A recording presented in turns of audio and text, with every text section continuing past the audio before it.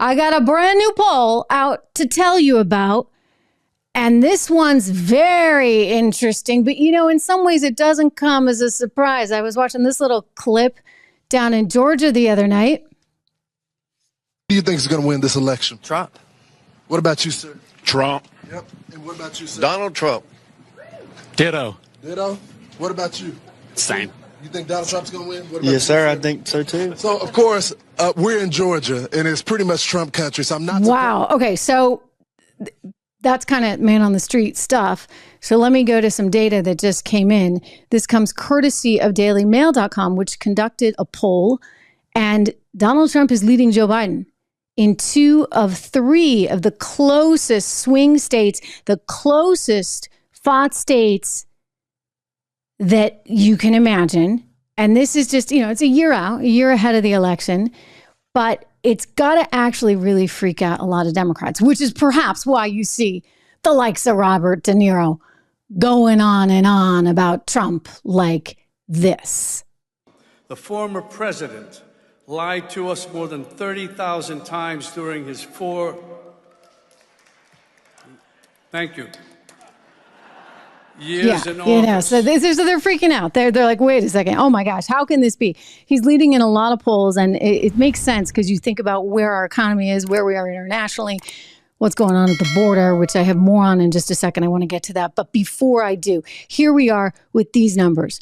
Trump is 5 points ahead of Joe Biden in Arizona. He's 3 points up in Georgia. And in fact, the only place that looks a little tight there, in fact, Biden is leading in Wisconsin. It would be Wisconsin, the cheese state. 5 percentage points that Biden is leading his challenger by. And it will be him. I mean, unless some crazy thing happens, I can't imagine that it's going to be anybody but him. As hard as many in the establishment are trying to make it not him, as hard as Fox would like to see Ron DeSantis be the guy, I don't think it's going to be Ron. You know, there's another poll out, by the way. I mean, Ron's like, woo, he just keeps falling like a rock, which I predicted. You know, nothing against the guy. I just knew that he didn't quite have the right touch, so to speak, and that he wouldn't succeed on a national stage the way he did in Florida. And I'm not disputing what the guy did in Florida, especially during March 2020. Really, really important stuff. But he was no match for Donald Trump. And I did tell you that. I could have told you that. I did tell you that way back when. Anyway, looking at this right here, you've got Wisconsin that actually could be more challenging for him. So this is important to pay attention to for the GOP right now. They really got to get their act together and make sure that they've got a plan in place. Little tough to do, considering that they haven't even fully backed Donald Trump to begin with, right? That's why you have all these debates going on, and there's another one. Some friends of mine over at News Nation, they get their little debate going on too this week. Everybody's got a debate, right? And kudos to them. I like the fact that we can have these discussions and that policy is on the table. But the reality as well is that we have to, at some point, just recognize what it is that we're doing. And if nobody else is going to come out of nowhere, right, and take it from Trump, then why aren't you actually working with the hand that you've been dealt? And I think Republicans are really resistant. And there's a lot of sort of big money that, of course, is very, very, very resistant to that. But the poll numbers don't lie. Donald Trump is winning. At present, we are a year away, so anything can happen, as they say in politics, but we're a year away, and Donald Trump is leading in 2 of the 3 key swing states. And it's because, ladies and gentlemen, 1, inflation, which is still off the charts. 2, a lousy economy. It's lousy. I'm sorry. And you know what? As much as Joe wants to tell us he brought inflation down, thank you very much. You're the guy who brought it up.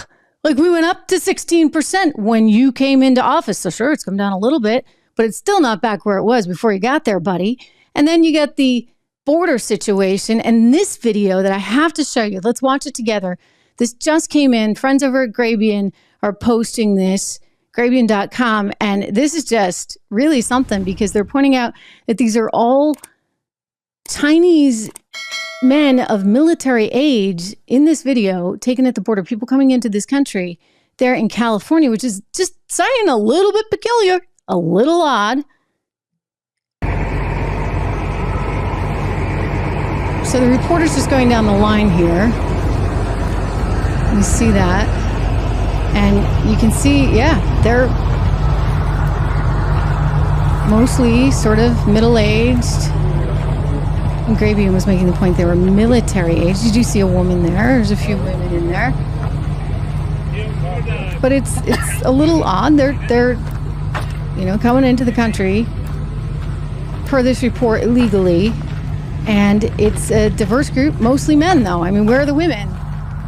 Where are the little kids that they tell us are coming? I mean, so this is just perplexing, and we need more information on it. But, this has been one of the concerns, that China could send a lot of people here that may not have the interests that we do. And the other reality is that if you look at some of the numbers, and I looked at them mid-October, shortly after the October 7th event, and what you saw was that there were a lot of people that were actually coming into our border, our southern border, via Syria and via Afghanistan. So there were people that were on the known terror watch list at that point, and we were only a couple of weeks into the month, some 100 people that were on the known terror watch list, more than 100. So why is that? Like, why are we allowing that? Why is that ever allowed? And I think this is why when you look at some of these border states like Arizona, you see that Donald Trump is gaining, Biden is falling. Why? Well, because they've got a border problem. It shouldn't be that hard. A real problem. And yet, the establishment does not want Trump to win. The establishment is ABT, anybody but Trump. He scares the heck out of them. And they're going to make sure by the time 2024 rolls around that he scares the heck out of you.